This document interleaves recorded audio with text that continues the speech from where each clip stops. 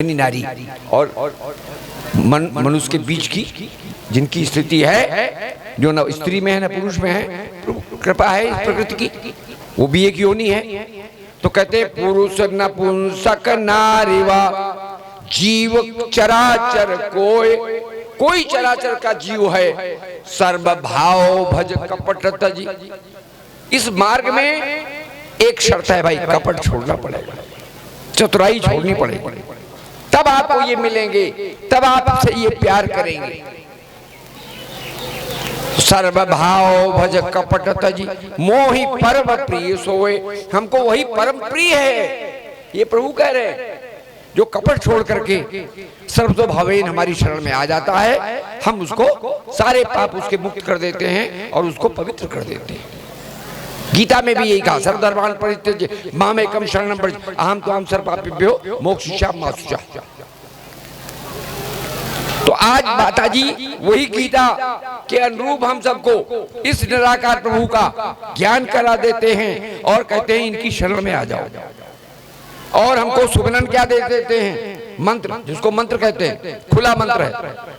हम सब लोग उठत बैठत हरि बजो, निरंकारी लोग जा रहे हैं रास्ते में तो सोए उठे तो लेटे चले तो उठत बैठत हरि बजो, साधु संग प्रीत नानक दुर्मत छूट गई, पार ब्रह्म बसे चित्त। ये पार ब्रह्म परमात्मा वाले चित्त में बस गया है। तो सुबरन क्या करते हैं? तू ही निरंकार, तेरे सिवा और कोई अस्तित्व में नहीं है। जो दिखाई पड़ रहा है, ये बन रहा है, बिगड़ रहा है, सब बनने बिगड़ने वाले तो आज हैं, कल नहीं रहेंगे। लेकिन ये परमात्मा दुनिया नहीं थी तब भी था, दुनिया है तब भी है, दुनिया सारी खत्म हो जाएगी तब भी ये जैसे कहता है ऐसा रहेगा। इसमें कोई कमी बेसी आने वाली नहीं। और इसीलिए रामचरितमानस पे इनके बारे में चर्चा की गई है। भगवान शंकर उस समय का आख्यान है जब बहुत पाप बढ़ जाता है धरती पर, धर्म जो है उसकी ग्लानि हो जाती है, धर्म गिर जाता है, अधर्म फल फूल जाता है, अधर्म बढ़ जाता है, तब ये परमात्मा किसी न किसी रूप में आता है हम सबका कल्याण करने के लिए।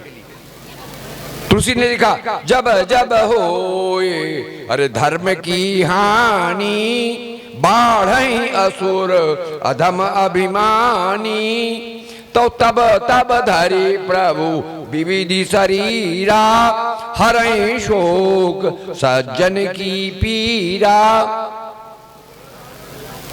और एक जगह लिखा, बाड़े खल बहु चोर जुआरा, जेलम पट परधन परदारा, माँ नहीं मातु पिता नहीं देवा, साधु सन करवा वही सेवा, जिनके यह आचरण भवानी, और ते जाने निश्चर सब प्राणी।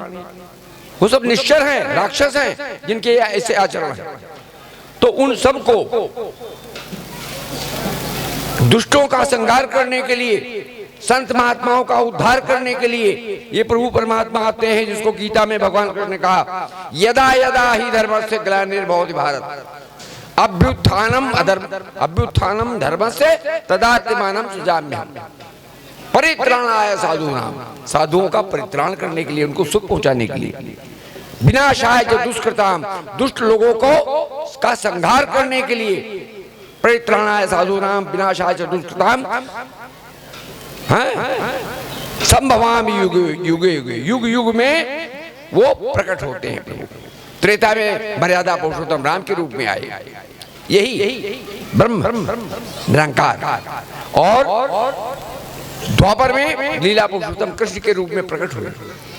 ये जन्म इनको भले लोग जानते हो कि भाई राम जी कौशल्या के पेट से पैदा हुए, लेकिन नहीं, पैदा होने के पहले वो प्रकट हो गए। ये प्रकट होते हैं, ये हम लोगों आप लोगों जीवों की तरह से प्रारब्ध लेकर के भोग भोगने नहीं आते, ये हम सबका कल्याण करने के लिए आते हैं। इसीलिए भगवान कृष्ण ने गीता के 4थे अध्याय के 9वें श्लोक में बहुत स्पष्ट कर दिया है कि जन्म कर्म च में दिव्य में हो, यानी मेरा जन्म, ये परमात्मा कह रहा है मेरा जन्म और कर्म जो है ये दिव्य है, ये माया वाला नहीं। हम लोगों का जन्म माया वाला, हम आए हैं, माया में खचित हो गए, माया में गल गए हैं। बिटवा लो, बिटिया लो, बीबी लो, मकान लो, दुकान लो, इसी में रात दिन अपना समय गुजार देते हैं और प्रभु को भूल जाते हैं। तभी ये आते हैं, गुरु के रूप में आते हैं, अवतार के रूप में आते हैं और हमको जगाते हैं कि अरे भैया सोने वालों जग जाओ। तो तुलसी ने लिखा है कि हम सब सो रहे थे, मोह निशा सब सो निहारा, we are all sleeping in the delusion of night. हम लोग अज्ञानता की रात्रि में सभी लोग सो रहे हैं। वी आर ऑल, सब जितने संसार में लोग आए, मोह निशा सब सो निहारा। और देखिए प्रपंच अनेक प्रकार, अनेक प्रकार के प्रपंचों में फंसे हुए। तो अब इनमें सोने वाले लोगों में कोई कोई जाग भी जाता है, इस निरंकार की कृपा से सदगुरु से जुड़ जाता है, तो वो सोने वालों में से जाग जाता है। लेकिन ड्रामा सब वही करता है, जो अज्ञानी ड्रामा कर रहे हैं वही ड्रामा हमारे निरंकारी जो ज्ञानवान है वो भी कर रहे हैं। बीबी बच्चों के बीच में है, गृहस्थ में है, वो भी किसान की तरह से हल जोतते हैं, नौकर की तरह से चाहे डलिया ढोते हैं, लेकिन निरंकार का ज्ञान है उनको, इस प्रभु से जुड़े हुए हैं। जरा सा थकान आई, हमारी बहनें खाना बना रही हैं, रोटी बेल रही हैं, थकान आई, मुंह से निकला तू ही निरंकार, मैं तेरी शरण मैनू बख्श। जहां मुंह से निकला ये सर्वशक्तिमान है, इसने हमारी थकान को दूर कर दिया और हमको ताकत दे दी। तो ये निरंकारी मिशन ऐसे परमात्मा के बारे में आपको ज्ञान दे रहा है, जिसको शंकर जी ने जब धरती बहुत पाप से भर गई तो गौ का रूप बना करके कहने लगी देवताओं के पास चलें भाई। तो देवताओं के पास गई और कहने लगी अब हमसे भार नहीं सहा जाता है, बहुत पाप अनाचार दुराचार लोग कर रहे हैं, अब ये भार धरती का हम सह नहीं पा रहे हैं। गौ के रूप में गई तो जितने देवी देवता थे, कोई कहता है चलो क्षीर सागर में चलें विष्णु जी के पास, कोई कहता है चलो कैलाश चलें शंकर जी के पास, कोई कहता है चलो ब्रह्मा जी के पास चलें। सब अपनी अपनी राय दे रहे हैं। तो शंकर जी वहां मौजूद थे संयोग से उस देवताओं की मंडली में। तो शंकर जी इस निरंकार के भक्त थे, तो उन्होंने जानकारी थी उनको, तो उन्होंने क्या कहा कि हरि व्यापक सर्वत्र समाना। तुम कहां आना जाने की बात कर रहे हो यार, परमात्मा यहां है? हरि व्यापक सर्वत्र समाना, सब जगह समान रूप से व्याप्त है। ये नहीं है कि वहां काशी में ज्यादा है, अयोध्या में ज्यादा है, यहां कम है। ये सब जगह समान रूप से व्याप्त हैं। ये शंकर जी ने कहा मां पार्वती जी से कि हरि व्यापक सर्वत्र समाना। लेकिन ये प्रकट नहीं होते, प्रकट कब होते हैं? जब प्रहलाद और ध्रुव जैसा प्यार हमारे अंदर हो तो प्रकट हो जाते हैं। तो प्रेम ते प्रकट हूं ही मैं जाना। शंकर जी कहते हैं मैं जानता हूं ये अव्यक्त हैं, प्रकट नहीं होते हैं, लेकिन जब खूब प्यार हम इनसे करते हैं दिल से तो इनको हम प्रकट भी कर लेते हैं। प्रहलाद ने खंबे से प्रकट कर लिया, इतना विश्वास दृढ़ था उस बालक का।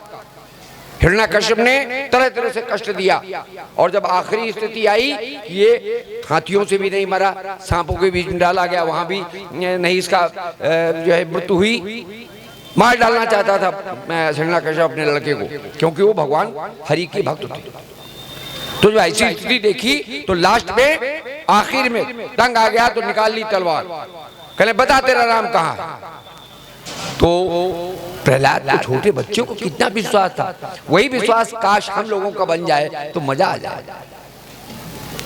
तो प्रहलाद कहता है मुझ में राम, तुझ में राम, खंभ में राम, इस खडक में जो इसको मारने चल रहे हो इसमें मेरा राम है। ये विश्वास, तलवार से डर नहीं लग रहा है इसको, क्योंकि मेरे राम तलवार के अंदर बैठे हैं, ये हमको देख रहे हैं, हम इनको देख रहे हैं। ये विश्वास आ जाए तो कहीं भय रहेगा नहीं। तो बालक कहता है मुझ में राम, तुझ में राम, खम्भ में राम, खड़ग में राम। मेरा राम कहाँ नहीं, मेरा राम सब तरफ, हमको चारों तरफ घेरे है मेरा राम। कहना अच्छा खंभे में राम है, तो देखते हैं तेरा राम कहाँ है। खंभे के ऊपर जैसे तलवार मारी, खंभा फटा और नरसिंह के रूप में ये मालिक प्रकट हो गए, ऐसे रूप में जो कभी न देखा गया न सुना गया।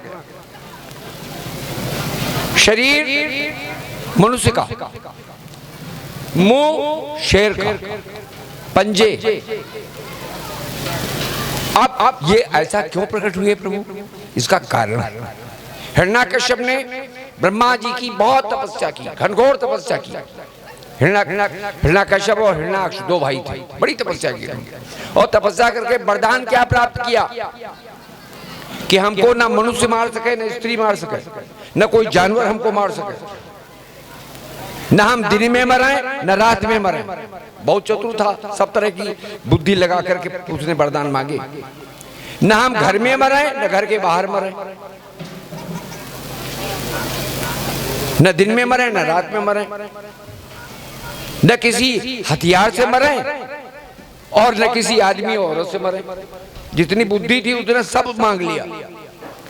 तो उस बुद्धि का दाता तो ये मालिक है। हाँ, हम रात दिन पढ़ते हैं कि जाको विधिना अरे दारुण दुख देही और ताकि मति पहले हरि लेही। इनके पकड़ में सब कुछ है भाई। जिसको दुख देना चाहें उसकी मति छीन ले लो, तुम आए बाएं साए करने लगोगे, पकड़ने लगोगे, पागल बन जाओगे। बच्चे कहेंगे चलो ले चलो माताजी को, बाप को, आगरा बरेली। तो ये सर्वशक्तिमान है, ये जो चाहते हैं वो करते हैं।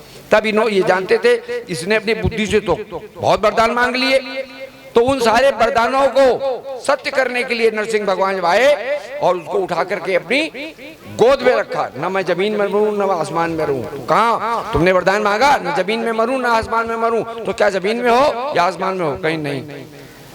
फिर कहाँ बैठे थे? चौखट पे। जो दरवाजे की चौखट होती है, न घर के अंदर मरूं न घर के बाहर मरूं। बेटा कहाँ हो? चौखट पे। दिमाग उसका चकरा गया। ना आदमी से मरूं ना औरत से मरूं, मैं आदमी